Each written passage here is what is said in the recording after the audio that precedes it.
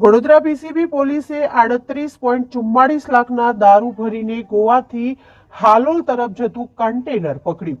ગોવાથી વિદેશી દારૂ ભરીને હાલોલ તરફ જતા કન્ટેનરને પીસીબી પોલીસે ગોલ્ડન ચોકડી પાસેથી ઝડપી પાડ્યું છે। પોલીસે 38.44 લાખનો દારૂ કબજે કર્યો છે। વડોદરા પીસીબી પોલીસને માહિતી મળી હતી કે રાજસ્થાનને બિશ્નોઈ ગેંગના સાગરીતો અશોક પૂનમરામ બિશ્નોઈ રહેવાસી સાગવાડા जिलो साचो राजस्थान तथा सुरेश केसाराम बिश्नोई રહેવાસી નેડીવાડી जिलो बाड़मेर राजस्थान भेगा मળી हालમાં ગોવાથી ટ્રક તથા કન્ટેનરોમાં વિદેશી દારૂનો જથ્થો ભરી આંતરરાજ્ય હેરાફેરી કરે તાજેતરમાં તેમને એક કન્ટેનરમાં ગોવાથી ઇંગ્લિશ દારૂનો જથ્થો ભરી રવાના કર્યું છે। જે કન્ટેનર વડોદરા બાયપાસ રોડથી હાલોલ તરફ જવાનું છે। જે માહિતીના આધારે પીસીબી પોલીસે ગોલ્ડન ચોકડી સંગમ હોટલ પાસે વોચ રાખી કન્ટેનર ઝડપી પાડ્યું હતું।